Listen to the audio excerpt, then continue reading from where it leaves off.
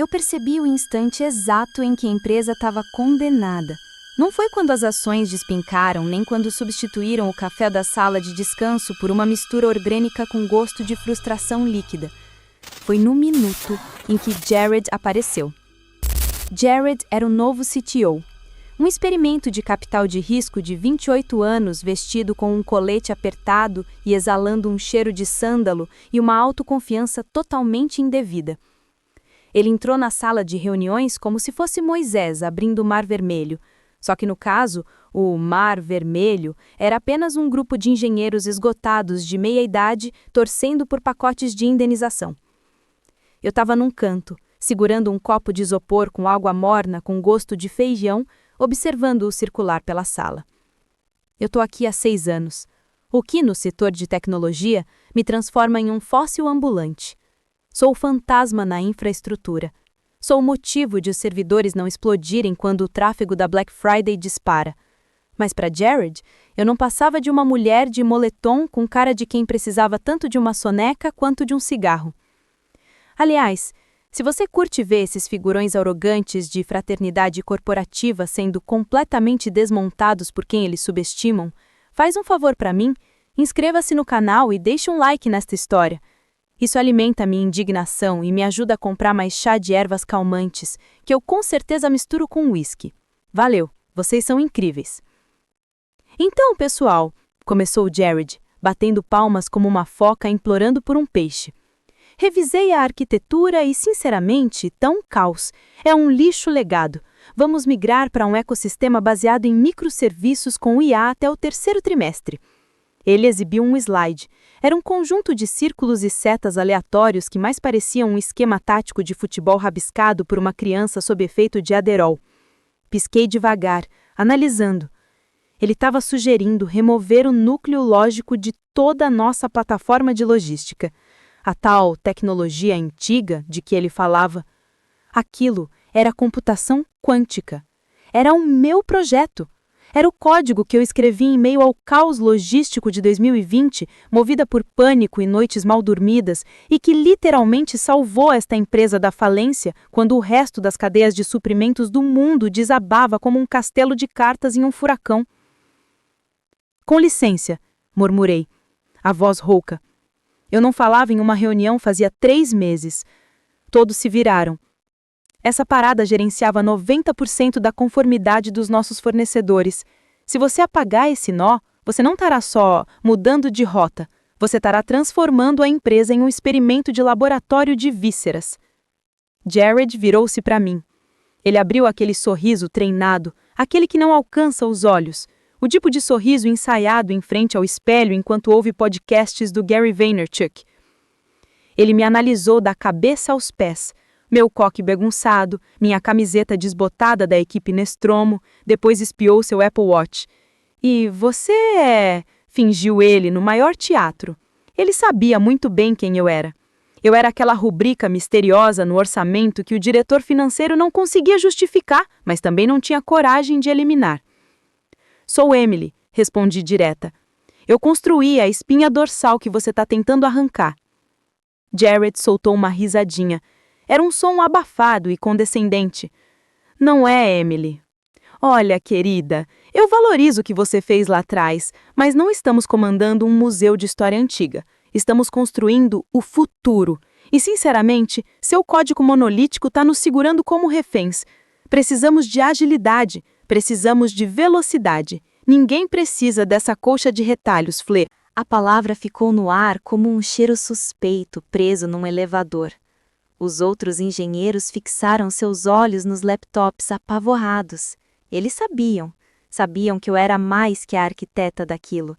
Sabiam que eu nem era tecnicamente uma funcionária. Mas Jared estava ocupado demais admirando seu próprio reflexo no vidro do quadro branco para perceber. Veja bem, em 2018, quando esta empresa não passava de uma startup caótica com 3 processos judiciais e um sonho improvável, eles não tinham grana para me contratar.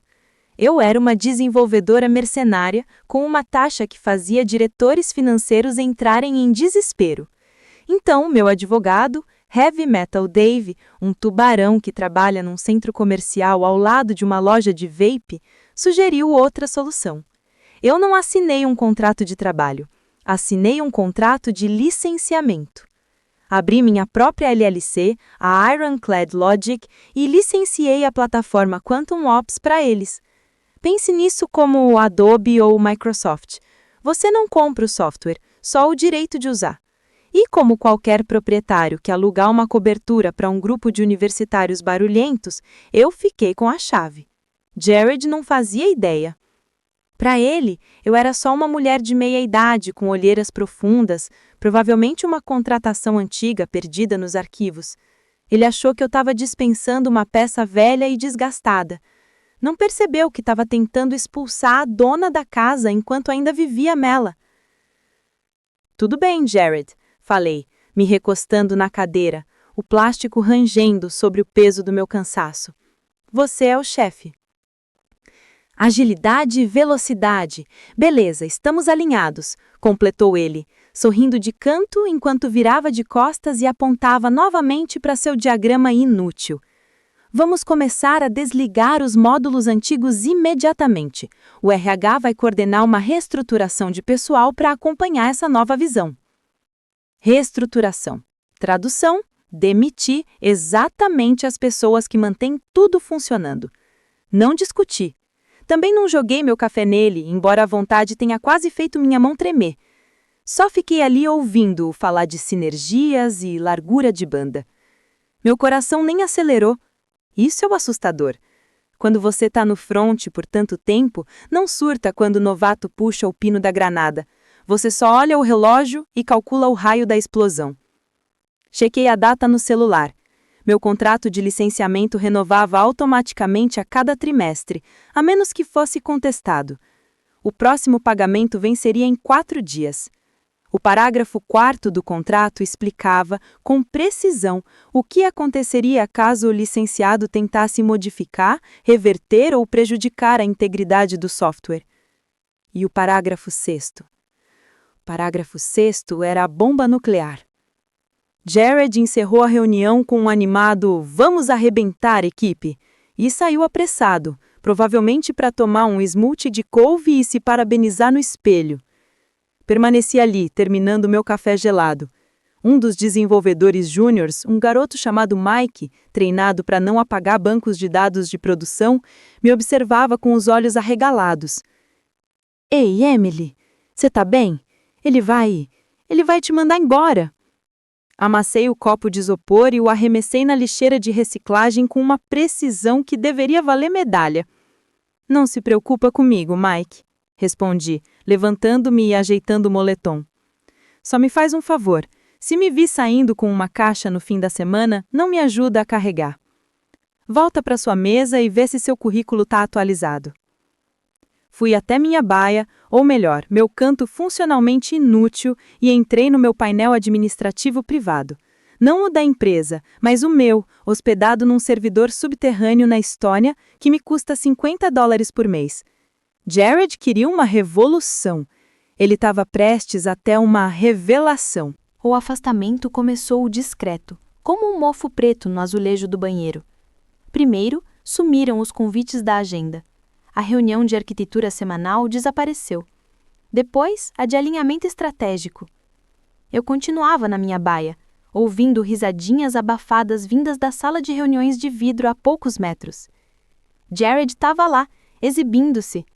Pelo vidro, vi quando ele apagou meus diagramas complexos de lógica de dados e os substituiu por palavras vazias como sinergia holística e mentalidade nativa da nuvem. Impressionante como a gente vira poeira tão rápido. Invisível. 6 anos de semanas com 80 horas de trabalho. 6 anos acordando às 3 da manhã para corrigir vazamentos de servidor para que o CEO pudesse comprar seu terceiro barco. E de uma hora para outra, eu era só um espectro. Pessoas com quem eu almoçava há anos começaram a desviar o olhar no corredor. Elas sentiam o cheiro da minha morte corporativa. No Zewa, demissão é contagiosa. Se você ficar perto demais, a gerência te coloca no mesmo pacote. Então, veio o novato. Jared o apresentou na terça. Gente, este é o Tyler, nosso novo evangelista de produto. Ele vai liderar a migração para a nova plataforma. Tyler parecia ter uns 12 anos. Usava tênis brancos imaculados que jamais viram o chão grudento de uma sala de servidores. Ele veio até minha mesa segurando um mate à latte, com o ar de um filhote que fez xixi no tapete, mas acredita que merece um prêmio. E aí, você é a Emily, né? Disse ele, sorrindo. O Jared comentou que você é a historiadora do legado. Eu queria conversar sobre o código antigo antes de desativarmos tudo. Desativar o historiador. Girei a cadeira devagar. Tyler, você sabe o que é um balanceador de carga? Ele piscou. Bom, sim, no conceito. A gente usa a AWS para isso, né? É tudo sem servidor agora, né? Sem servidor, claro. Como se a nuvem fosse pó mágico e não máquinas gigantes em galpões na Virgínia derretendo se você não otimizar consultas. Boa sorte, Tyler. Ele se afastou confuso. Quase senti pena. Quase. Ele estava entrando num campo minado guiado por um narcisista. Na quinta-feira, meu acesso ao ambiente de testes foi revogado. Recebi um e-mail automático. Permissões atualizadas pelo administrador J.D. Não respondi. Não invadi o escritório de Jared pedindo explicações. Simplesmente abri meu velho laptop pessoal, meu resistente e surrado Lenovo que guardava as chaves do reino, e chequei a conta bancária da Ironclad Logic LLC. Era o primeiro dia do mês. A taxa trimestral de licenciamento da plataforma principal, Quantum Ops, vencia à meia-noite. Normalmente, o antigo diretor financeiro, um cara chamado Marcos, que realmente entendia como os contratos funcionavam, deixava tudo configurado no débito automático. Mas Marcos também havia sido demitido no mês anterior. Atualizei a página. Nenhuma transação pendente. Atualizei de novo 1 hora depois. Nada. Fiquei ali, parado, com a luz azulada do monitor refletindo nos meus óculos, sentindo aquela mistura estranha de adrenalina com uma calma quase fria. Era isso. Eles estavam ignorando o pagamento.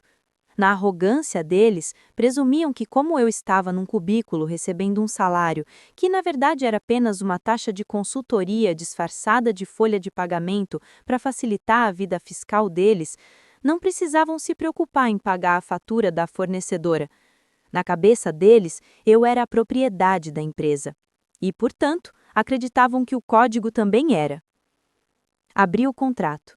Eu tinha uma cópia digital, mas também mantinha o original, assinado à caneta pelo fundador, guardado em uma caixa à prova de fogo em casa. Cláusula 3.1. Obrigações de pagamento. O não pagamento das taxas de licenciamento em até 24 horas após o vencimento configura violação material. Cláusula 3.2. Prazo para regularização. Não existe prazo para corrigir inadimplência intencional ou modificação não autorizada do material original. Jared já havia violado a cláusula de modificação ao tentar enfiar aqueles microserviços novos dele na minha base de código sem ter minhas chaves de API, e agora estava prestes a violar também a cláusula de pagamento. Eu poderia ter ido até a sala dele, poderia ter avisado. Eu poderia ter dito: "Ei, Slick, você está prestes a dar calote no software que gerencia todo o seu sistema de estoque." Mas aí lembrei do querida. Lembrei de como ele riu quando chamou meu trabalho de lixo antigo. Lembrei do jeito como ele me olhou, como se eu fosse um móvel feio que ele mal podia esperar para descartar. Então deixei o relógio correr. Às 16 horas daquela sexta-feira, o RH mandou um convite de reunião para as 16h30. Assunto: reunião rápida. Local: sala de reuniões B. Era isso. Demissão na sexta. A velha tática. Fazer no final do dia para evitar cenas e dar o fim de semana para o resto da equipe esquecer que você existiu. Comecei a juntar minhas coisas. Não era muita coisa. Algumas fotos, meu kit de chaves de fenda da sorte e uma suculenta que teimava em sobreviver apesar do ar péssimo do escritório. Formatei meu laptop corporativo, não só apaguei arquivos, rodei um limpador de dados de nível militar no HD, não porque eu tivesse algo a esconder, mas porque sou profissional e não deixo rastros. Verifiquei a conta bancária pela última vez, ainda vazia. Levantei, vesti meu casaco e peguei a pasta de papel pardo que tinha trazido de casa. Dentro estava o contrato, todo marcado com caneta marca-texto neon amarelo. Era hora de ir até a sala do diretor. A sala de reuniões B era tipo um aquário de vidro, ali perto dos elevadores, projetado para que todos pudessem assistir à sua humilhação enquanto você era demitido. Jared estava lá, claro, encostado na parede, com os braços cruzados, parecendo pronto para posar para uma capa da lista 30 abaixo dos 30 da Forbes. Na mesa estava Brenda, do RH. Brenda era uma senhora gentil que se comunicava basicamente com sorrisos tristes e panfletos sobre o plano Cobra. Ela parecia querer estar em qualquer lugar, talvez até fora desse plano existencial. "Sente-se, Emily", disse Brenda numa voz doce, como se estivesse tranquilizando um cavalo assustado. Sentei. Coloquei a pasta de papel pardo na mesa. Jared lançou um olhar desconfiado e depois abriu um sorriso torto. Provavelmente achou que eu estava prestes a mostrar gráficos do projeto numa tentativa patética de manter o emprego.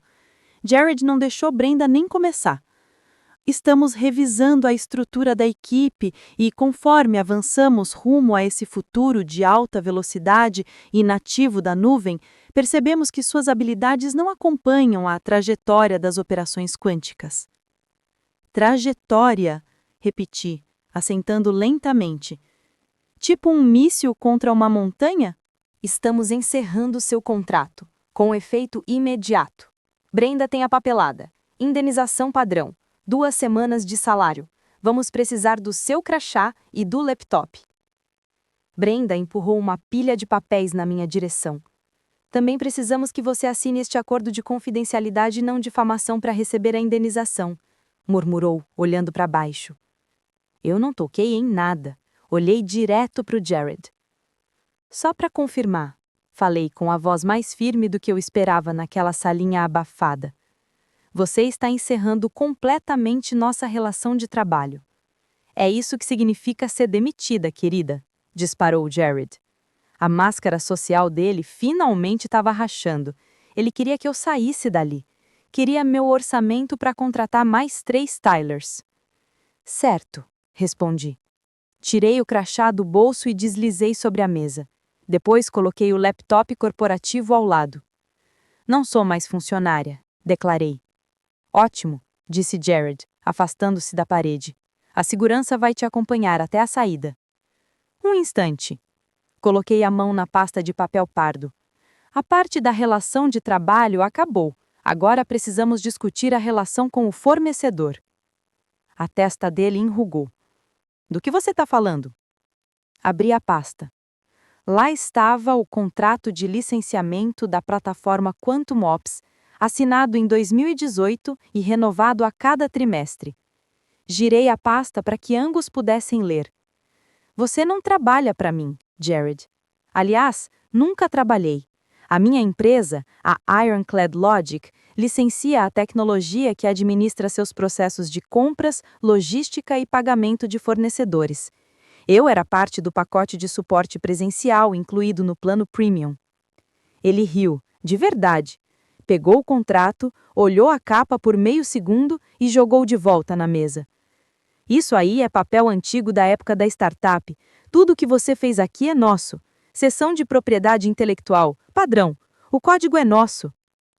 "E aí?", apontei para o parágrafo 4. "Você leia." "Todo o código, arquitetura e algoritmos permanecem propriedade exclusiva da licenciadora, Ironclad Logic. A empresa cliente tem direito apenas de uso, não exclusivo e revogável, condicionado ao pagamento em dia e ao cumprimento das diretrizes." Observei os olhos dele percorrerem o parágrafo. Vi o exato instante em que o sentido bateu. Mas o cérebro dele se recusava a aceitar. Para ele, desenvolvedores eram peças descartáveis. Empresas eram donas de tudo. Foi isso que ele cuspiu. "Você estava na folha de pagamento. Isso invalida qualquer coisa. Consulte o jurídico. Expliquei calmamente que recebi contrato de prestação de serviços tributado como contratado, de 1999, durante os 2 primeiros anos, depois migrado para a CLT por conveniência administrativa, como previsto em adendo assinado pelo fundador. Mas os direitos autorais, esses nunca foram transferidos. A Ironclad Logic ainda detém o registro. Levantei-me. Sua situação é esta, Jared. Você acabou de demitir o suporte técnico local. Tudo bem, eu já estava de saco cheio daquele café horroroso. Mas você também deixou de pagar a taxa trimestral da licença. Isso é quebra de contrato. Não vou liberar mais nada. Jared sibilou, ficando vermelho, o colete contrastando com a cara de raiva. Saia daqui antes que eu chame a polícia. Tudo bem. Fui até a porta, parei e olhei para Brenda, que estava com a boca aberta. Brenda, talvez seja bom imprimir cópias dos dados da folha de pagamento. Só uma sugestão. Olhei para Jared pela última vez. Cláusula 6, Jared, dá uma conferida. O uso não autorizado do software após violação contratual resulta na suspensão imediata do serviço. Eles tinham 72 horas para regularizar. Mas como ele tinha acabado de demitir a única pessoa que sabia manter aquilo funcionando, eu devia que tinham muito menos tempo do que imaginavam. Fora! Ele gritou. Saí. Não olhei para trás. Passei pela minha antiga mesa, por Tyler, que digitava freneticamente nada, e pela sala de descanso. Saí no estacionamento, no ar quente e pesado. Acendi um cigarro, o primeiro em 6 meses, e aspirei fundo. Tinha gosto de liberdade. Entrei na minha caminhonete, uma velha Ford F-150 em quem eu confiava mais do que em qualquer ser humano, e joguei a pasta de papel pardo no banco ao lado. Achavam que estavam demitindo um funcionário. Na verdade, tinham acabado de expulsar a proprietária e nem tinham uma chave reserva. Fui direto para a loja de bebidas, não aquela chique com degustação de vinhos, a outra, com o vidro à prova de balas e um caixa chamado Sal, que não te julga quando você compra uísque barato. Às 16 horas e 45 minutos de uma sexta-feira, comprei uma barraca de Old Crow. Tem gosto de gasolina e decisões erradas. Perfeito para o momento. De volta ao meu apartamento, que cheirava a incenso de nag champa e ferro de solda, montei meu centro de comando. Eu não ia hackear ninguém. Não precisava. Hackear é ilegal. O que eu estava prestes a fazer era a mera execução administrativa de um contrato. Abri meu laptop e entrei no painel de administração remota da Ironclad Logic. A comunicação com os servidores de Quantum Ops era feita por um sinal de pulsação. Cada hora, o servidor deles enviava um ping para o meu, perguntando: ainda tenho permissão para existir? E por 6 anos, meu servidor respondia: sim, continue. Servi um copo de uísque puro.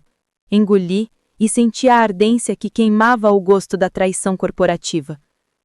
Na minha tela, todas as luzes estavam verdes. Módulo de inventário ativo, API dos fornecedores ativa, gateway da folha de pagamento ativo. Fui até a aba de status da licença. Status, período de carência. Faltavam 48 horas. Jared achava que o contrato era enfeite. Achava que eu era só uma velha amarga com uma pasta de documentos. Ele não compreendia que o meu código era paranoico. E eu escrevia assim porque eu sabia que existiam pessoas exatamente como ele. O software verificava a licença no blockchain, imutável. Ajustei a configuração do período de tolerância para o modo rigoroso.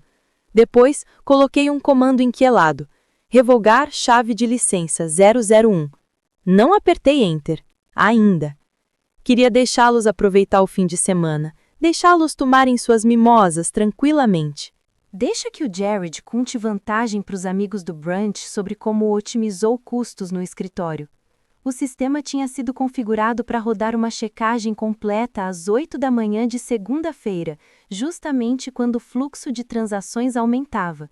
Me encostei na cadeira e abri o YouTube. Precisava espairecer um pouco. Coloquei uma coletânea do Danny DeVito comendo lixo e uns trechos do It's Always Sunny em Filadélfia. Existe algo estranhamente reconfortante em ver um cara que abraçou o caos da vida de maneira tão absoluta. Senti quase uma conexão espiritual com Frank Reynolds. Ele era o lixeiro, eu era a programadora. Dois artistas da sujeira não compreendidos. Meu celular vibrou. Era o Mike, o desenvolvedor júnior. Mensagem: o Jared tá estourando champanhe. Falou que vai usar o seu salário para comprar uma mesa de ping-pong. Eu detesto esse lugar. Dei uma risadinha e respondi: não fecha nenhum contrato de aluguel longo, garoto. Talvez liga dizendo que tá doente na segunda. Passei o fim de semana fazendo coisas que eu não fazia havia anos. Dormi até depois das 6, fui numa lanchonete e comi ovos brilhando de gordura. Nem abri meu e-mail. Também ignorei os alertas automáticos histéricos que começaram a pipocar no meu celular descartável perto do meio-dia de domingo, quando o sistema percebeu que o servidor de licenças estava fora do ar.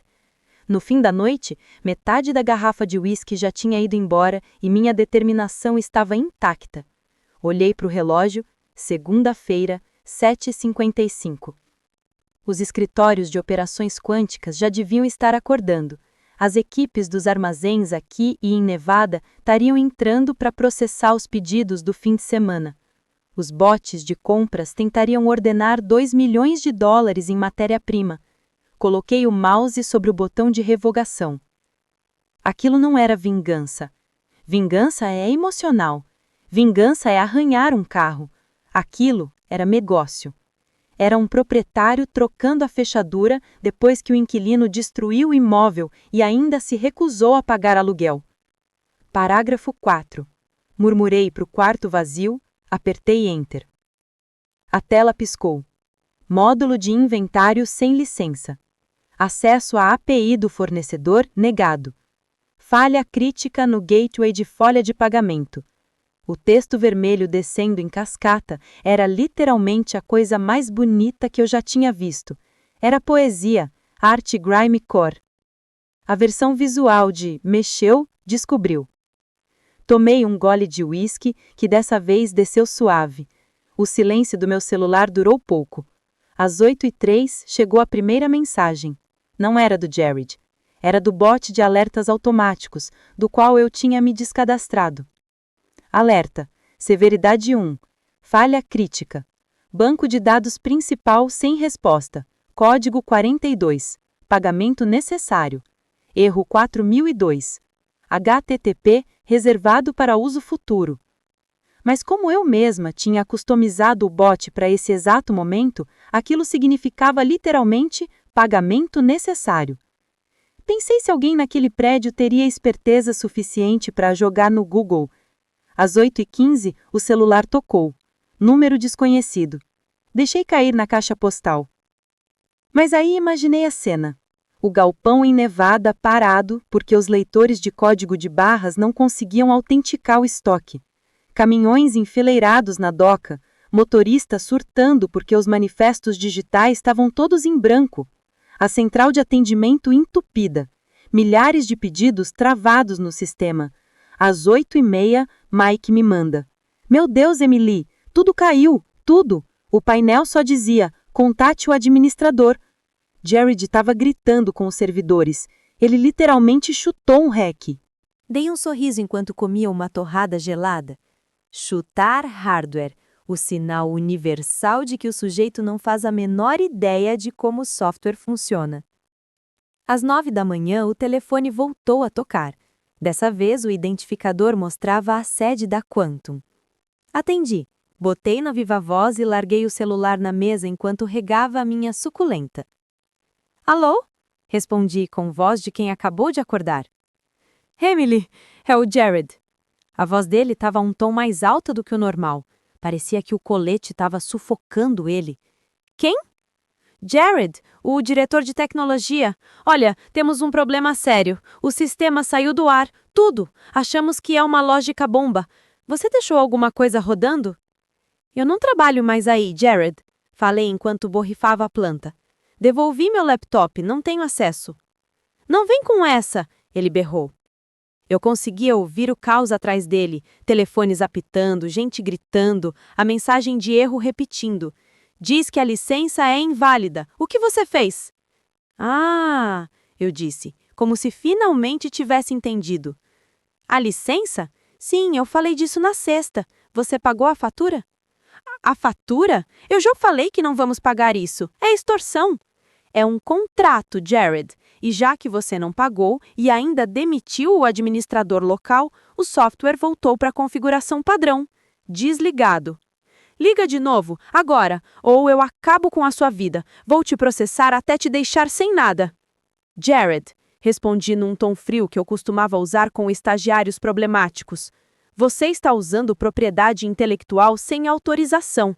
Meu advogado está preparando uma notificação extrajudicial neste momento. Se tentar burlar o bloqueio, vai estar violando a DMCA. Crime federal. Você combina com macatum laranja? Talvez combine com o seu colete. Silêncio. Depois, uma voz abafada. Parecia ser o advogado. Captei as palavras, ela está certa e responsabilidade. Só resolvi isso, Jarrett, pediu, totalmente esvaziado da arrogância. Estamos perdendo $10.000 por minuto. Parece um problema seu. Eu tô desempregada. Tenho tempo de sobra, mas não faço trabalho voluntário para a empresa que me demitiu. O que você quer? Quero que você fale com o CEO. Ele está numa reunião do conselho. Então tira ele da lá, porque em 10 minutos o sistema automático de pagamentos vai tentar transferir para os fornecedores, e já que as chaves de criptografia estão bloqueadas, vai falhar. A cadeia de suprimentos morre antes do almoço. Um momento, ele arfou. Ouvi o telefone balançar, passos correndo. Tomei outro gole de café. Eu não estava só cutucando a ferida, eu estava mostrando toda a anatomia dela. Eles achavam que tecnologia era mágica, como se acontecesse sozinha. Esqueceram que foram pessoas que construíram tudo aquilo.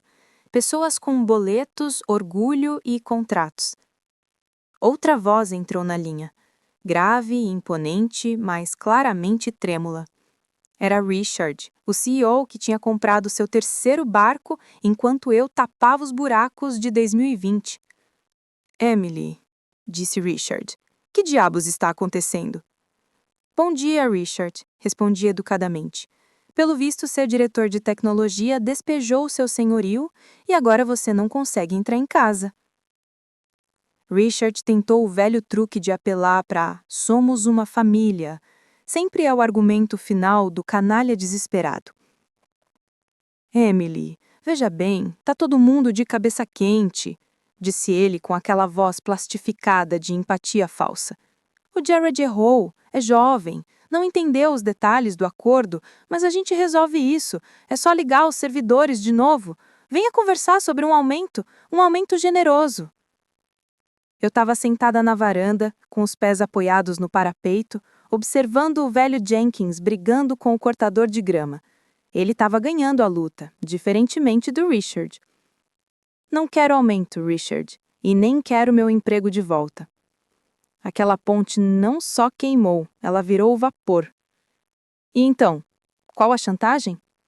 Não é chantagem, é uma disputa com o fornecedor, corrigi. Vocês estão usando software proprietário pelo qual não pagaram. Como rescindiram o contrato de suporte, estou exercendo meu direito de encerrar a licença. Você tem duas opções. Pausei. Deixei o silêncio cozinhar até ficar incômodo.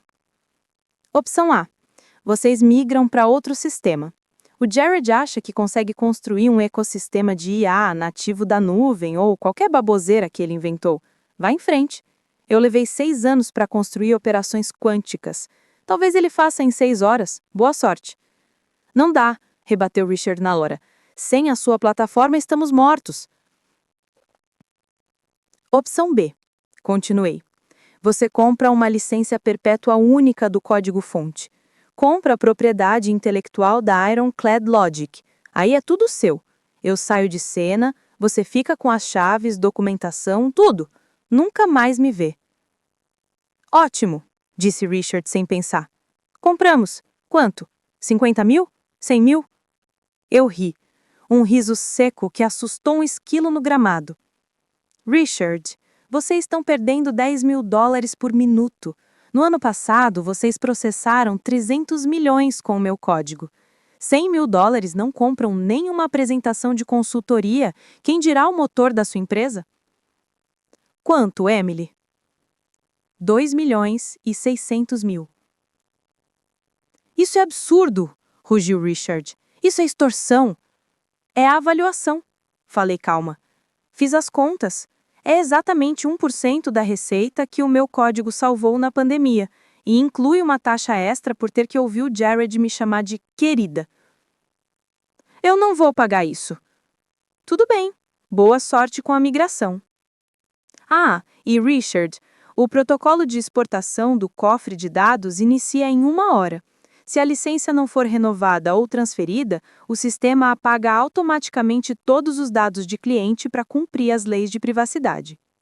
Sabe como é, GDPR e todas aquelas normas. Eu não poderia deixar dados de usuários armazenados em um sistema sem licença. Isso seria ilegal. Você o convenceu a apagar os dados? Eu o programei para obedecer às regras. Eu menti. Bom, quase tudo era mentira. Era um recurso de privacidade, mas transformado em arma. Preciso de um tempo, disse Richard com um tom derrotado. Você tem 59 minutos, respondi. Vou mandar o sinal de DACU para seu e-mail pessoal. Imagino que o e-mail corporativo esteja fora do ar, já que o servidor de autenticação ainda funciona. Bom, eu o desliguei. Observei o velho Jenkins finalmente fazer o cortador de grama pegar. O motor roncou, soltando fumaça azulada. Aí sim, Jenkins, murmurei, levantando minha caneca de café.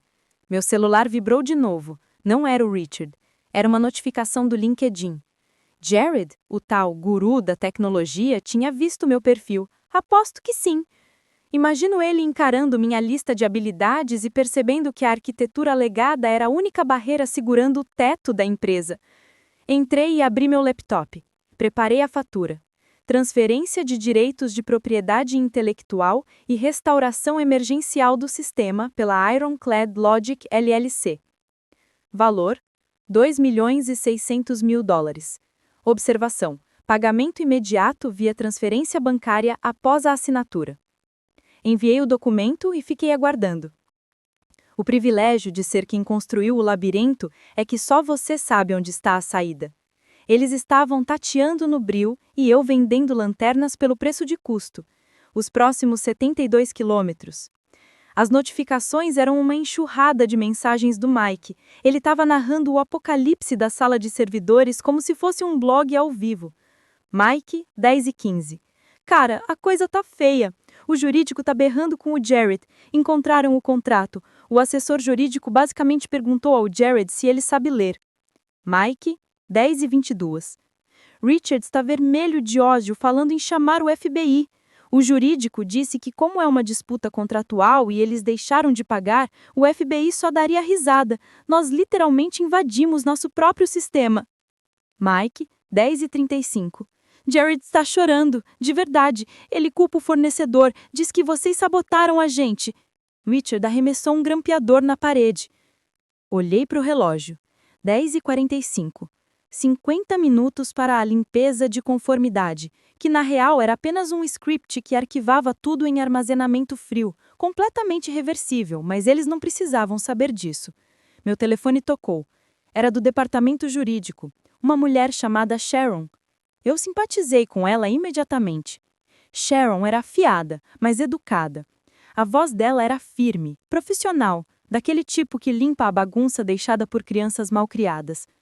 Passamos pela papelada. Oi, Sharon, você viu o parágrafo 4? Vi sim, e o parágrafo 6, além do adendo sobre transferência de propriedade intelectual. É um enigma, sem trocadilho. Eu tenho um advogado excelente. Entendi. Olha, Sharon está pronto para assinar, mas precisamos de garantia absoluta de que o sistema volte imediatamente. Nada de atraso. Assim que a transferência cair na minha conta, envie uma atualização que torna a licença perpétua. Todas as luzes vermelhas ficam verdes. O sistema volta ao normal. O Jared pode até manter o emprego, se já não tiver sido demitido. Estamos resolvendo o caso do Jared. Estamos enviando a transferência. Abri o app do meu banco. É surreal ver o seu patrimônio líquido, que antes mal dava para pagar aluguel e alguns tacos, disparar de uma hora para outra. Transação pendente. Mais US$ 2.600.000. Fonte: Quantum Ops Inc. Está aqui, falei. Meu coração disparou pela primeira vez naquele fim de semana inteiro. Desbloqueei, Emily. Foi um prazer negociar com você, Sharon. Desliguei, abri o terminal. Comando: atualizar status da licença perpétua. Comando: cancelar sequência de limpeza. 2 minutos depois, Mike mandou mensagem. Emily voltou. Os sistemas estão subindo. O painel está no ar. O pessoal está comemorando. Parece o final de Apollo 13 aqui. Eu não comemorei. Um cansaço colossal caiu sobre mim. A adrenalina sumiu. Tinha terminado. Eu fiz acontecer. Derrubei a cultura dos tech bros que tentou me apagar. Garanti minha aposentadoria. Mas também sabia que aquele era o fim da linha. Nunca mais trabalharia naquela cidade. A fofoca corre. Eu seria a desenvolvedora que fez a empresa de refém. Eles jamais contariam a parte de que deixaram de me pagar. A versão deles seria: ela é perigosa. Para mim, tudo bem. Olhei para a garrafa de Old Crow. Eu merecia algo melhor. Fui até a loja de bebidas chique, aquela que sempre oferece degustação de queijo. Mas antes, enviei um último e-mail ao Jared. Assunto: transição. Corpo: as chaves estão debaixo do tapete. Tente não incendiar a casa. PS: essa bagunça do sistema antigo te custou 2,6 milhões. Talvez respeitar as regras fosse uma boa ideia da próxima vez, querido. 2 semanas depois, eu estava sentada numa sala de espera, não de consultório médico, mas no saguão da Apex Logistics. A Apex era a maior concorrente da Quantum Ops, a Coca-Cola para nossa Pepsi. Maiores, mais agressivos e definitivamente mais ambiciosos. Tentavam me recrutar há anos. Dessa vez eu estava usando um blazer, nada de moletom com capuz. Eu parecia uma consultora. Parecia cara.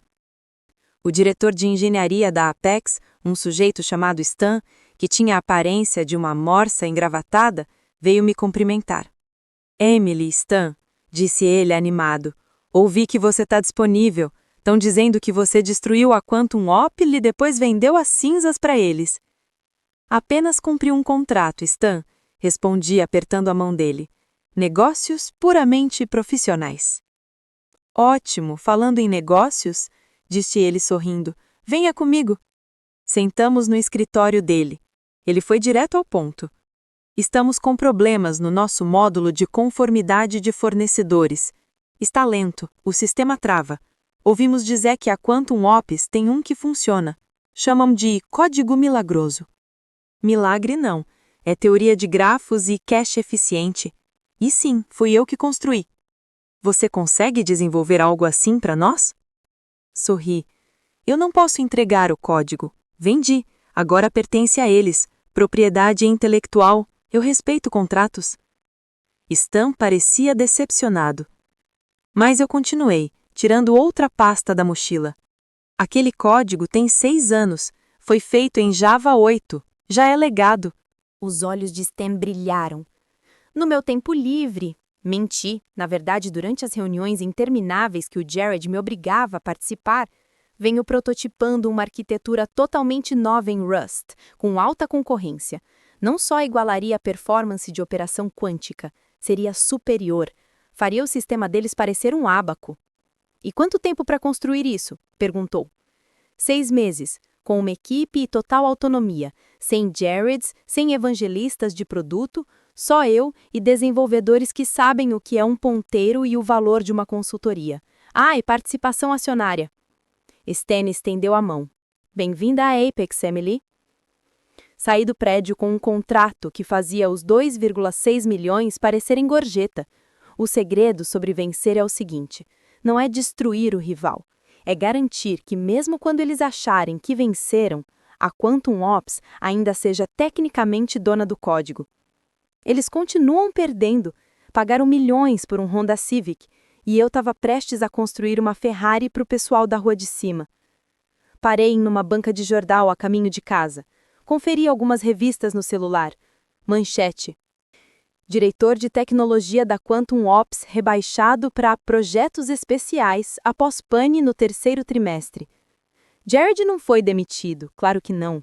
Provavelmente tinha um tio no conselho, mas agora estava relegado ao porão. Projetos especiais significa, no dialeto corporativo, não deixe ele chegar perto de nada afiado. Acendi um cigarro. A fumaça subiu em espiral no céu cinzento. Me senti renovada. 6 meses depois, a Apex Logistics lançou o Apex Prime. Ele mudou o mercado, mais rápido, mais eficiente, sem travar só porque alguém olhou torto. As ações da Quantum Ops despencaram 40% no primeiro trimestre. Eles ficaram presos a um sistema legado que mal compreendiam, mantido por uma equipe júnior aterrorizada, com medo de tocar em qualquer linha de código e travar o banco de novo. Fiquei sabendo que Jared pediu demissão, virou evangelista de criptomoedas. Combina com ele. É outro ramo onde você vende conversa e some antes de descobrirem que o balão está vazio. Quanto a mim, estou na minha sala recém-reformada. Troquei o Nag Champa por velas caras com cheiro de sândalo e revanche. Tenho uma TV 4K dedicada só para filmes do Danny DeVito. Não diria que eu sou exatamente feliz. Felicidade é coisa de quem não sabe como a salsicha é feita. Mas estou tranquila. Estou em paz. Ainda guardo a velha pasta Manila. Mandei emoldurar. Ela fica pendurada no meu escritório, bem acima do monitor. Parágrafo 4. O parágrafo que comprou essa casa. Às vezes, tarde da noite, abro os registros do novo sistema que fiz para Apex.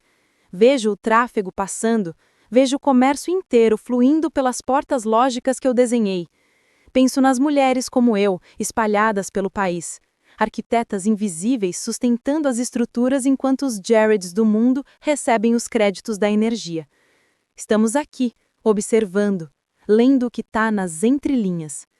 Então, da próxima vez que algum garoto de 20 e poucos anos usando colete de lante chamar de querida ou tratar seu trabalho como lixo legado, não perca a compostura, não grite, apenas garanta que as chaves estejam com você. E se for preciso incendiar a casa, cobre pelos fósforos. A história de Emily revela algo profundo sobre o mundo corporativo. A maior parte do trabalho essencial é silenciosa, invisível e raramente reconhecida. Jared representa o tipo de liderança que valoriza discurso acima de substância, aparência acima de competência e inovação vazia acima de entendimento real. Enquanto ele exibe gráficos e palavras da moda, Emily carrega anos de trabalho duro, noites mal dormidas e um conhecimento que não pode ser substituído por buzzwords. A reflexão aqui é sobre o quanto subestimamos pessoas que sustentam estruturas inteiras, profissionais que não brilham em apresentações, mas que mantêm sistemas respirando. É sobre como a arrogância pode cegar até os mais habilidosos, fazendo-os ignorar contratos, relações e até o básico da própria sobrevivência. No fim, a força não está na pose, mas no domínio real. E quando a verdade finalmente aparece, sempre chega com a precisão de alguém que sabe exatamente o que está fazendo, e que nunca precisou gritar para provar isso. A grande lição é simples e brutal. Nunca subestime quem conhece a base do que você usa para construir o futuro. Emily mostra que poder não é cargo, é conhecimento, profundidade e estratégia. Jared, por outro lado, prova que liderança sem humildade é apenas uma bomba relógio. A história nos lembra que respeito profissional não é opcional, é sobrevivência. Quando você tenta apagar o trabalho de alguém sem entender o impacto, tudo desmorona. E pior, às vezes, a pessoa que você tenta descartar é justamente quem segurava a empresa inteira nos ombros. Emily não precisou vingar-se ativamente, ela apenas deixou o contrato falar. E contratos, ao contrário de egos inflados, não falham. A lição é clara: trate bem quem faz o trabalho real, entenda o que mantém sua estrutura de pé e jamais confunda silêncio com fraqueza. Às vezes, é exatamente o contrário. Agora me diz, qual foi o momento exato em que você percebeu que Jared estava cavando a própria ruína? Você acha que Emily deveria ter avisado sobre o atraso no pagamento ou fez certo em deixar o contrato agir sozinho? Escreve aqui nos comentários, eu quero muito saber. E não esquece, deixa também o seu comentário com uma classificação de 1 a 10 para mostrar o quanto você gostou, porque assim eu consigo trazer mais vídeos que sejam interessantes para você. Se você curtiu essa história cheia de tensão e reviravolta, deixa o like e se inscreve no canal. Isso me ajuda a continuar trazendo histórias que revelam os bastidores que ninguém vê.